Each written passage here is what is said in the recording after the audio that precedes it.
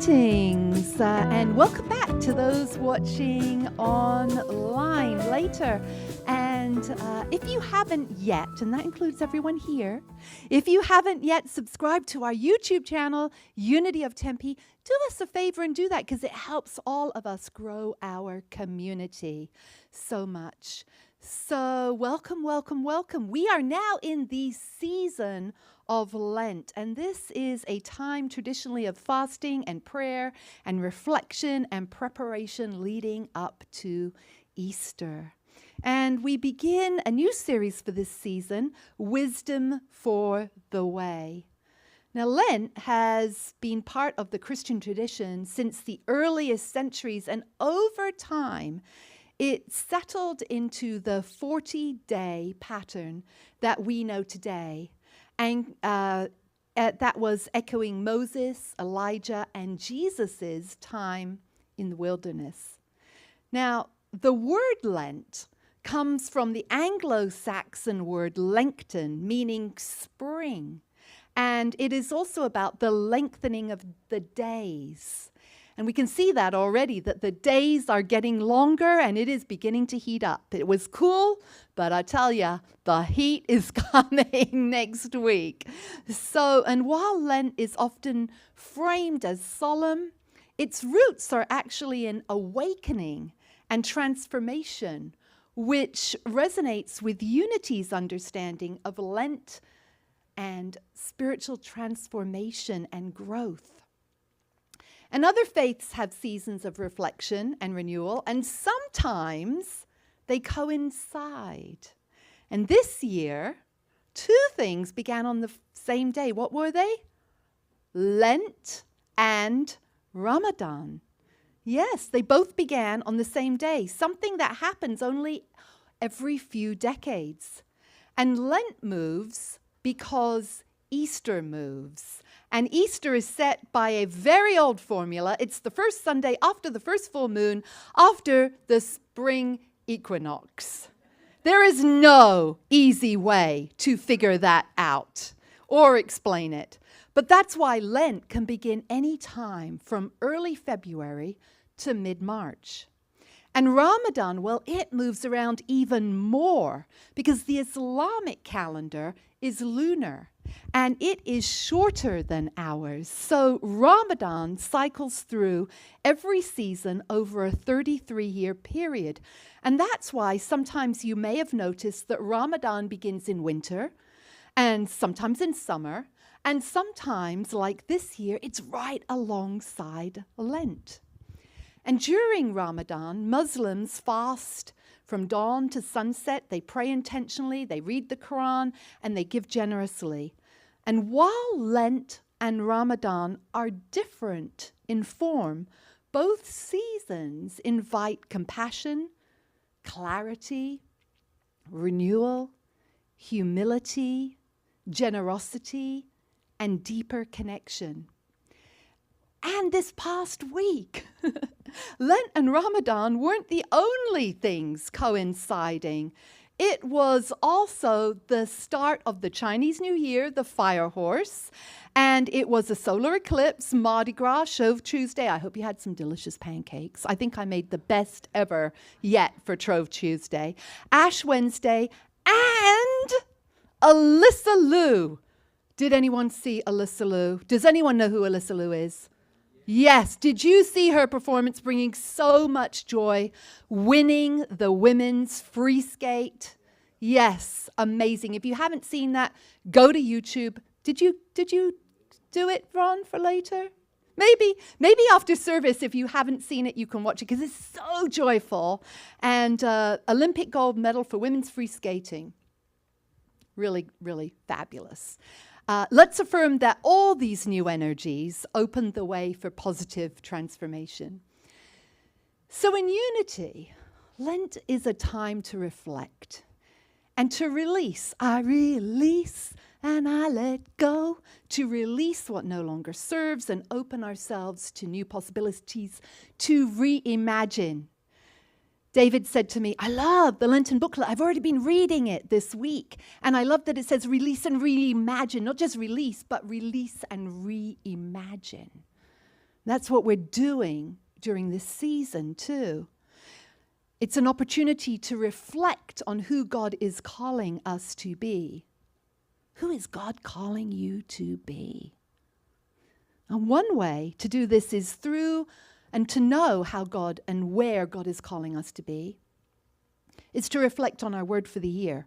Now, my word, some of you probably remember, it is the word hope. What is your word for the year? Do you remember it? Say it if you remember it. Say it loud and proud. Hope. Awesome. Now, Lent is a perfect time to notice where your word for the year is blossoming and where it needs tending. Be gentle, though, with yourself, because the spiritual journey isn't about perfection. It's about awareness and course correction.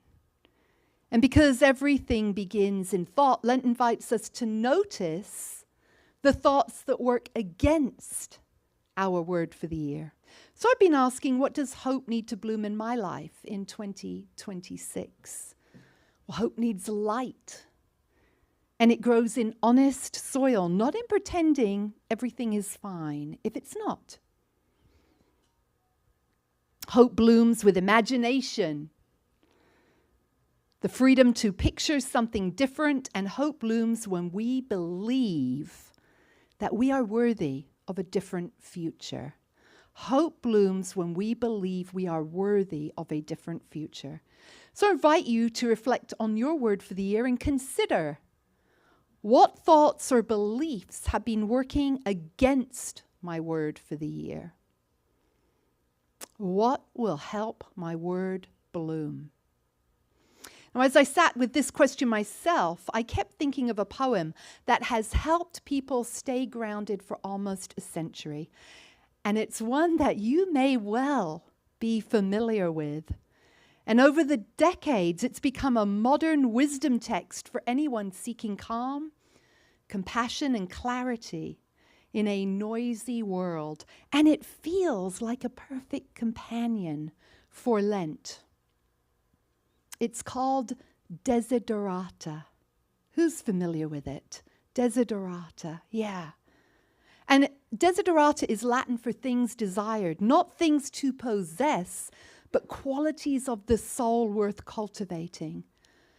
Now, for years, people thought the Desiderata was an ancient text. And this is a myth that began because a minister in an old church in Baltimore handed out copies of the Desiderata in the late 1950s. And he handed it out on church letterhead that included the church's founding date, 1692.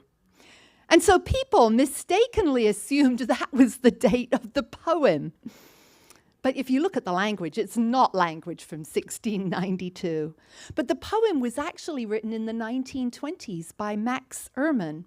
He was a poet and a lawyer from Indiana. And he sent it out as a Christmas card one year, in 1933. And during World War II, a psychiatrist shared hundreds of copies of Desiderata with soldiers and patients who needed something steady to hold on to. And then suddenly, in the 1960s and the 1970s, it exploded into the public's consciousness because it began being printed on posters and cards everywhere. And I was saying to a friend of mine that I was going to be sharing this poem. She said, I used to have that framed. So many people had it in their dorm rooms, I've heard, and it was all over. And when I initially said to Ron I was going to do this, he goes, oh, that's an old poem. I'm like, well, scripture is much older, right? But I'm really guided to do this. And people resonated with it in the 60s and the 70s because they were longing for peace. They were longing for sanity and a way to stay human in turbulent, chaotic times. Sound familiar? I'm sure that's why Spirit guided me to this poem, because it just like popped in over the last few weeks. Desiderata, desiderata. I'm like, okay, really? That's going to be my Lenten theme? Yes, yes, yes. Okay, Spirit. So this will be our Lenten companion. We're not going to focus entirely on this, but it will be our Lenten companion. We'll look at a little bit of it each week. Now, in Unity, Lent is about reflection, release, and returning to center. And Desiderata gives us gentle, grounded language for that deep inner work because it invites us into stillness, into truth, into compassion and humility and perspective. Not magical thinking and not spiritual bypassing, but a way of being that provides our spirit wisdom for living and navigating this 3D world. And I affirm that as we look at this over the next few weeks, that it will meet each of us where we are this season. So this week's lines feel almost tailor-made for the world we're living in. Go placidly amid the noise and haste, and remember what peace there may be in silence. As far as possible without surrender, be on good terms with all persons. Speak your truth quietly and clearly, and listen to others, even the dull and the ignorant, for they too have their story. Go placidly amid the noise and haste, and remember what peace there may be in silence. Well, we are surrounded by noise, and it's not just the noise out there, but it is the noise in here. A lot of noise in here sometimes. And then there's the news cycle, and there's social media, and there's the pressure to respond instantly to emails and to respond to that text immediately. And the stories we tell ourselves, those worries that loop in our minds. And noise seems to come at us from every direction. And it's very easy for us to forget that we have any choice in how to move through all that noise. And so the poem begins with what feels like a spiritual reset button. Go placidly. Move gently. Move in a way that isn't dictated by the chaos around you. To borrow from last week's message, mindfulness in motion, move like the monks walking for peace. Move like a loka. If you didn't see last week's message or weren't here, I encourage you to watch it online. Peace is not the world finally getting quiet so we can breathe. And this was really brought out in Martha's class as well. But peace is remembering that the quiet is already within us. It's the still point we return to, the inner sanctuary that doesn't disappear because the world gets loud. Let's get loud. And that's what this world feels like right now. Like coming to us from every area. But Lent invites us to practice finding that quiet again. Not by escaping life, but moving through it differently. As far as possible, without surrender, be on good terms with all persons. Now, this doesn't say, keep everyone happy, agree with everyone, or be a doormat. And it certainly doesn't say, shrink yourself to keep the peace. It does not say any of those things. It invites something far more mature. Do what you can to live in harmony, but not at the cost of your own integrity. A reminder that compassion and boundaries are not opposites. They are partners. Compassion and boundaries are partners. Being on good terms doesn't mean abandoning your values or silencing your truth. Speak your truth quietly and clearly, not aggressively, not apologetically, from your center and not from reactivity. There's a kind of truth-telling that comes from fear or frustration, that spills out fast and sharp, and I'm sure we're all familiar with it. I'm sure at times we've all been fast and sharp in our lives, but that's not. Ron shaking his head in the back. I love you, my honey. I've never been that way. Never in my life. No, I've never been that way. But then there's the truth that arises from that deeper place within us, the place where Spirit steadies us. And when we speak from that grounded place, our words carry a different energy. It's the difference between reacting. Where are my reactors here? Who are my ones that love to react? I'm going to raise my hand because I'm a reactor at times. I can be like, ah! So I have to work on this. It's okay. There's no good or bad in this. It's just being honest. I'm passionate. I'm a passionate person, so I've got a lot of energy. And the energetic ones often are the reactors, and that's okay. We just go, oh. I had to do that in the car today. I did a prayer on the way here, out loud with Gail and Ron, because I was like, hold on, I got to do a prayer right now. I got to reset. So I prayed for everyone in the car. I'm just like, I'm going to pray right now. Because that's what I do, right? I pray. I go within. But anyways, the Christ presence. Oh, I was going to say this. Our words carry a different energy. And so reaction rather than revealing is a difference. There's a difference in that. And the Christ presence expresses through us when we speak with clarity, love, and inner authority. So speaking your truth quietly and clearly isn't about shrinking. I'm going to speak very quietly. No, it doesn't mean that at all. So can you speak up? No, it's not that at all. It's about letting your words be rooted in who you truly are and not the noise around you. Whew, what a lesson for us this year. And listen to others, even the dull and the ignorant. I don't really like that word, that part, dull and ignorant, but I'm just reading it because it's a poem. They too have their story. So we know that everyone is carrying something that you can't see. They have a story that has shaped them. And everyone is more than their worst moment or their loudest opinion. Let me say that again. Everyone is more than their worst moment or their loudest opinion. Thank God. Because if we had to be judged, and we're not judged, on the worst things that we've done in our life, our loudest opinion, we wouldn't be very happy about that, I'm sure.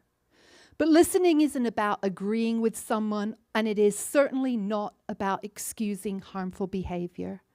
It's about wondering what might be happening beneath the surface of that person. What old wound might be speaking through them. And that kind of listening widens our compassion. It helps us see the Christ in others, even when their personality makes it very difficult. So here are a few practices for this week, for the kind of spiritual work that Lent invites us into. Morning intention. Before the day gets moving, pause long enough to set a simple intention. From last week, let's say it together. Today is my peaceful day. I will return to center before I speak. Today is my peaceful day. I will return to center before I speak. I loved the little table tents that you had us make, so I put mine up there, Martha, as a reminder for us all.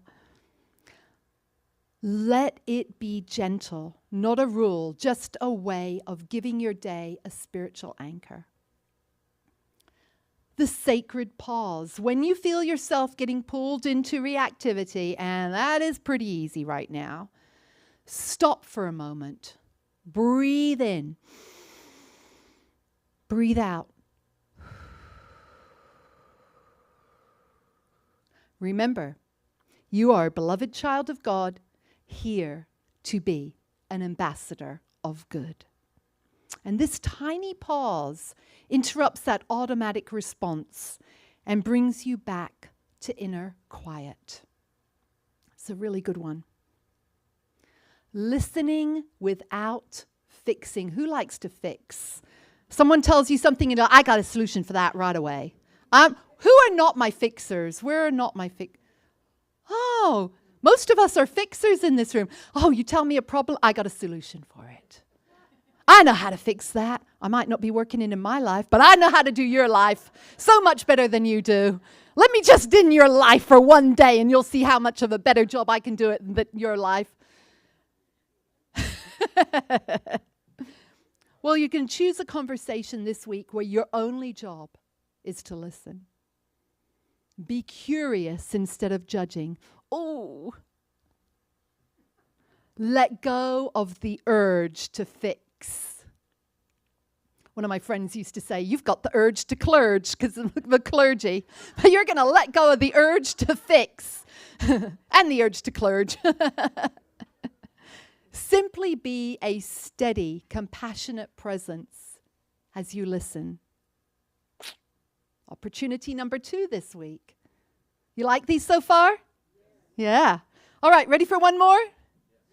What time of the day could we do this one at?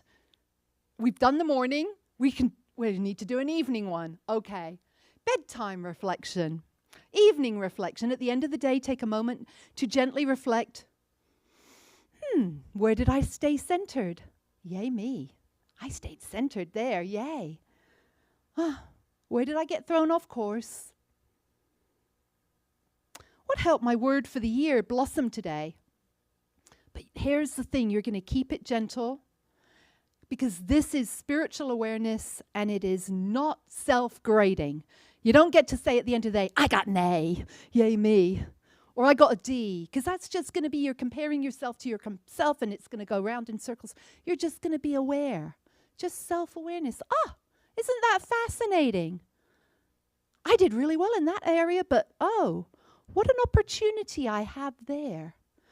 Okay, so found this really great song, very calming, to kind of anchor this with this message today.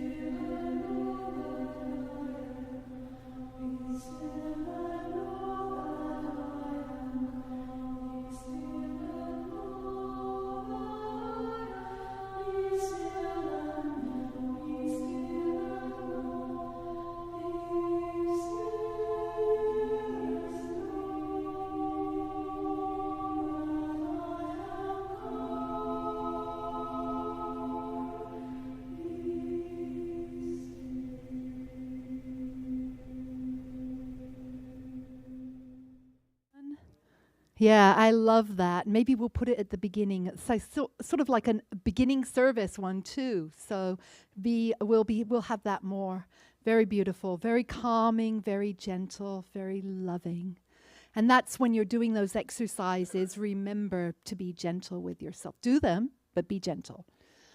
All right, let us say together, I am a beloved child of God, here to be an ambassador of good. And just one more time, because I want you to practice this. Just breathe in. Imagine someone has just pushed a button, or you watch something on the news and it pushed a button. So easy to do. But something pushed a button, and you breathe in. Now say with me, I am a beloved child of God, here to be an ambassador of good. And now a big exhale.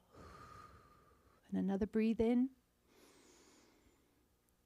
And just practice that when things start coming at you this week.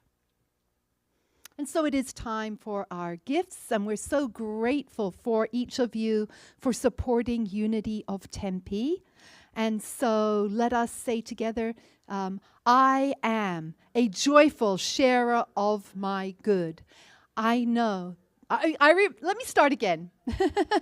I'm still on Be Still and I Am God. Let's say it again. I am a joyful sharer of my good. I remember that as I give, I receive, and that God is my source. Thank you. And thank you, Divine Spirit. We're so grateful for each of these gifts and blessings. We know that each of them support Unity of Tempe and us being a loving presence in the world. And we are so grateful for that, for our spiritual community. Thank you, Divine Spirit. Thank you. We bless these gifts. We bless the stewardship of their use. We bless each person that gives and each person that receives. And we know that this is the truth of who we are. We are generous and loving, and so it is. Amen. Thank you.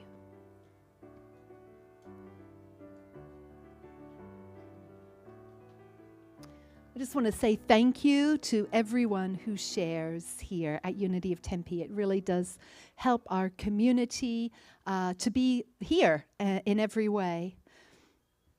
And just a reminder, at 9:30 on Thursday mornings, we have our Zoom prayer call, and you are welcome to join that. If you don't know how, sign up on the email list if you're not already signed up, and you can join. You'll get an email, and you can join on. We would love to have you on our Zoom prayer call. And oh my goodness, such fun happening very soon on March 21st, we have Dennis's release party, album release party. That's from 5 to 8 p.m. And invite anyone who would like to support Dennis in coming early to help him. That would be wonderful too. And this is going to be amazing. Bring a friend. You're going to get dinner. Oh my goodness. And I hear that they are cleaning up the sanctuary. I think it's on that day, or is it on the 29th? I saw a sign. It's on my phone somewhere. But there's going to be a cleaning up party. So I think it's on that day, maybe the one after. I'll check on that. But this is going to be amazing. So come support Dennis for that. And have fun and fellowship. So let us say together our prayer for protection. The light of God surrounds us. The love of God enfolds us. The power of God protects us. The presence of God watches over us. Wherever we are, God is. It is well with my soul, and I am grateful. So, beloveds online, I invite you to practice those practices this week. And as Lent begins, may your Lent be one of release and imagination.